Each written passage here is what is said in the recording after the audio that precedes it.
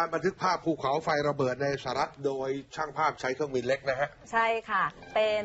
เครื่องบินเล็กที่ไม่ได้รับผลกระทบใดๆเลยจากเหตุการณ์ภูเขาไฟที่เกิดขึ้นนะคะบินเข้าไปใกล้มากนี่คือภาพของภูเขาไฟยาซูค่ะบนเกาะทันนา